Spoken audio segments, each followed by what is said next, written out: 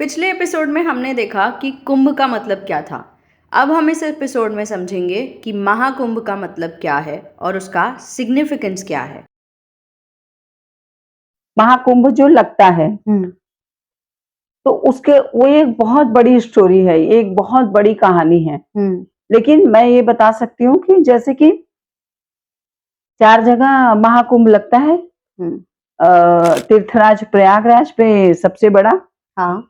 माना जाता है, जो 12 साल के बाद आता है। इसके बाद नासिक में लगता है, सिंहस्थ कहते हैं। इसके बाद फिर शिप्रा में लगता है, सिंहस्थ कहते हैं। हाँ। इसके बाद हरिद्वार में लगता है, सभी साधु संत इकट्ठे होते हैं। हाँ।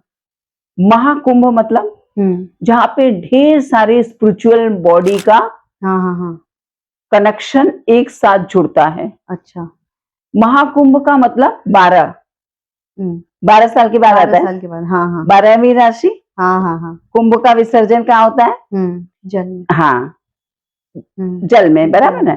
तो 12 साल के बाद सारे जितनी भी स्पिरिचुअल बॉडीज होती हैं, संत, महामंडलेश्वर, शंकराचार्य, जितने भी बड़े बड़े कथावाचक, धर्म से जुड़े हुए लोग, स्पिरिचुअल सीकर्स, अच्छा, जो जानना चाहते हैं कि ये क्यों होता है। जैसे आपने क्वेश्चन पूछा कि महाकुंभ का मतलब क्या है। अघोरीस, नागास, ये सारे और भी अलग अलग संप्रदाय के लोग, अलग अलग धर्मों के लोग, अब तो पूरे विश्व के लोग इकट्ठे होने लगे हैं। सही बात है। हाँ। तो ये एक ऐसा तीर्थ माना गया है प्रयागराज, जहां गंगा, जो इस अर्थ की, अर्थ द प्लैनेट की सबसे पवित्र और सबसे बड़ी नदी है, महान नदी है, जिनकी महिमा का वर्णन नहीं किया शब्द में नहीं कर सकते और जिसे साधारण लोग नहीं समझ सकते। तो जब जिसको समझा ही ना जा सके तो उसको समझने की क्या जरूरत है। तो कैसे समझ लो, जैसे हम किसी को जान लेते हैं कि ये आकांक्षा है, ये है, ये है, इसी तरह से वो गंगा है। बिल्कुल। तो गंगा महापवित्रतम नदियों में मानी जाती है। यमुना महापवित्रतम नदियों में मानी जाती है। जो हम कर्म की बात करते हैं, जो हम कर्म की बात करते हैं, 10वीं राशि कर्म की बात जो हम करते हैं, तो गंगा कौन से नंबर की हो गई? पहले नंबर की हो गई, लग्ना, जिनको शिव ने अपनी जटाओं में धारण किया था। यमुना स्वयं छोड़ के चली आई। स्वयं छोड़ के चली आई, क्यों? एक भाई मृत्यु का देवता, और दूसरा भाई शनि भगवान, कर्म का इतना सबको तकलीफ देते रहता है।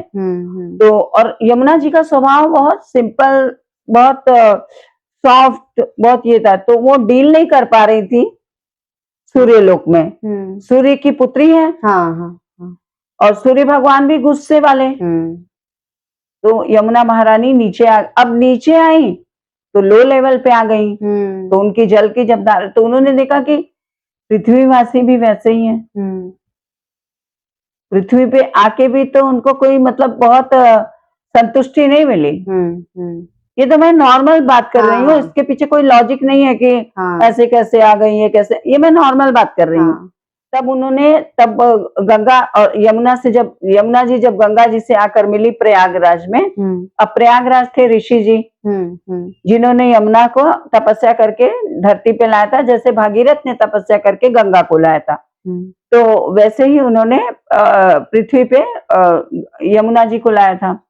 यमुना जी आई तो महासरस्वती भी आ गई, सरस्वती माता भी आ गई।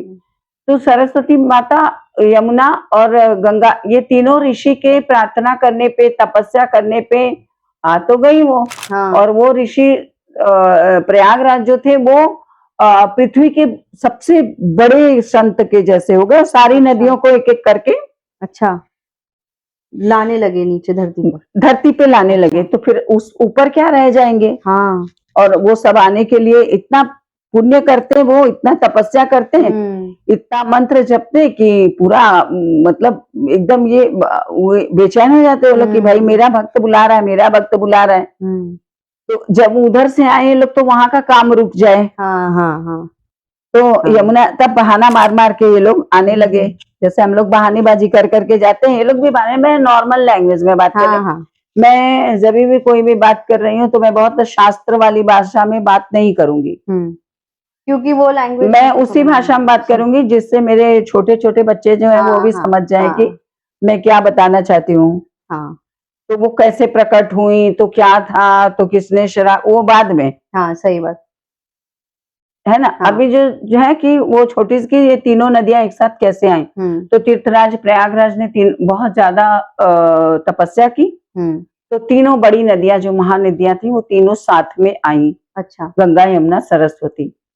तो गंगा यमुना सरस्वती के आने पर जब वो तीनों एक साथ आई, वो जो दिन था, अच्छा, वो जो तारीख थी, वो जो मुहूर्त था, वो जो नक्षत्र था, वो जो तीनों नदियां एक साथ मिली, तो पृथ्वी के सारे ऋषि मुनि संत सब वहां पे इकट्ठे हो गए। अच्छा।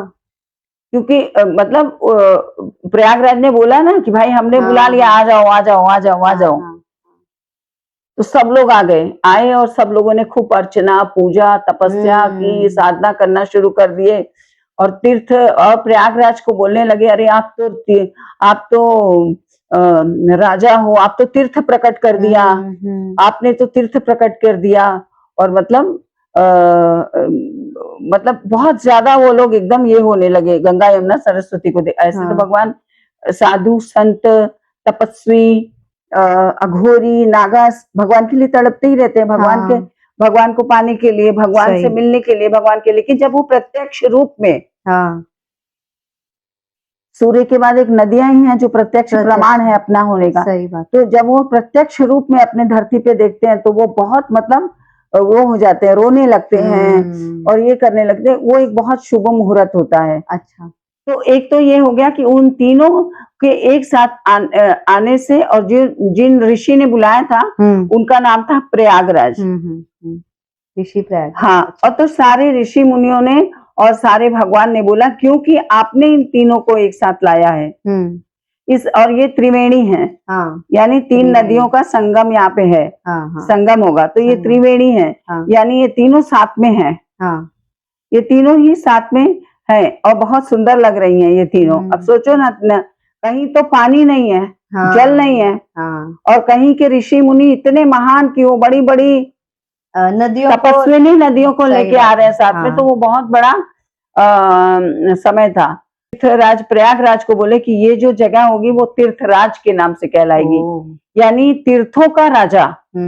और तीर्थों का राजा के रूप में ये तीनों नदियां नहीं पहचानी जाएंगी, तीर्थों के राजा के रूप में जिसने इन तीनों को लाया है ऋषि प्रयागराज वो कहलाएंगे।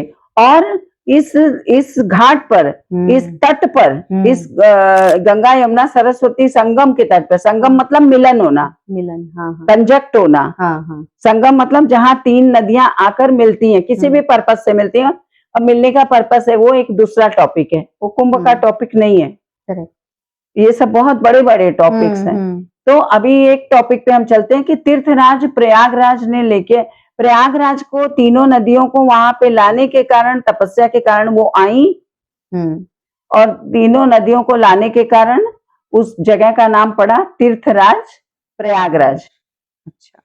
उस जगह का नाम पड़ा प्रयागराज। उसका शास्त्रीय नाम हजारों सालों से प्रयागराज है, प्रयागराज था और प्रयागराज ही फिर से हो गया है। सही बात। तो कहते हैं ना, सत्य जो है वो अपनी जगह ले लेता है, तो वो तीर्थराज वापस से हो गया। तो एक तो ये हो गया। तो सारे ऋषि मुनि, सारे भगवान आए और गंगा यमुना सरस्वती तीनों में एक साथ स्नान किया, पूजन किया, अर्चन किया, है ना। तब से, और वो मंथ था माघ का महीना। अच्छा। माघ मास का था। अब हम इस माघ मास को लिखते हैं मघा नक्षत्र से। कि मघा नक्षत्र जो होती है वो क्या होती है, वो पितरों को तारने वाली होती है, वो पितृलोक की देवी है वो। सिंहस्थ वाहिनी है। अब मेला कैसा लगता है कुंभ का, सिंहस्थ मेला। अब वो मघा कौन है, सिंहस्थ, उसका निशान क्या है, सिंहस्थ, और उस है, तो वो कैसी है वो, और वो मोक्ष की राशि है। वो मोक्ष की राशि भी मानी जाती है और मूल की राशि भी मानी जाती है। वो अच्छा अच्छा मूल राशि में ही आती है वो। अच्छा मूल यानी प्रकृति। इसलिए मूल नक्षत्र में पैदा हुए बच्चे बहुत ज्यादा कष्टकारी होते हैं, खास करके अपने परिवार के लिए, अपने कुल के लिए बहुत ज्यादा कष्टकारी माने जाते हैं। तो लोग उनको कई बार अशुभ समझ के छोड़ देते हैं, लेकिन वही बच्चे को जब छोड़ दिया जाता है तो वो बड़े बड़े संत, बड़े बड़े ऋषि, बड़े बड़े मुनि, बड़े बड़े बोलते हैं ना त्रिकालदर्शी हो जाते हैं। और बैठे बैठे इस संसार में अपनी मूल प्रकृति को वापस से पा लेते हैं। लेकिन घर के लिए वो सही नहीं माने तो जाते। और दूसरा, गंगा को लाया किसके लिए था? सगर पुत्रों के पुत्रों को तारने के लिए गंगा आई थी। तो यानी जब उन तार लेंगी वो, तर्पण, अर्चन, पूजन, श्राद्ध सब हो जाएगा, तब उन्हें मुक्ति मिलेगी। तब उन्हें मुक्ति मिलेगी। तो लाए भी कौन? उनके ही पूर्वज लाए, भगीरथ, उन्हीं के खानदान लोगों लाए। श्राप दे दिया था गंगा को, ये हो गया था, चंचल मस्ती करती थी गंगा जी बहुत। तो तब उनको मिला, तब उनको ये मिला कि हाँ, फिर उनको ये उनको तारने के लिए, इसीलिए उनको क्या बोला जाता है? भवतारिणी, मोक्षदायिनी। मोक्षदायिनी मतलब जो आपको मुक्ति दे देती है। इसीलिए सनातन धर्म में कोई भी जब किसी की मृत्यु होती है तो उसके पास गंगा जल और तुलसी जरूर रहता है कि गंगा जल आपने मुंह में डाल दिया, तुलसी डाल दिया, तो लगता है वो कितना भी बड़ा पापी हो, पृथ्वी से ये संदेश भेजा जाता है, भगवान इसके पापों को माफ करना और इसे आप अपनी शरण में लेना, अपने चरण शरण में इसे ले लेना। तो इसीलिए भवतारिणी, भय हारिणी गंगा है वो।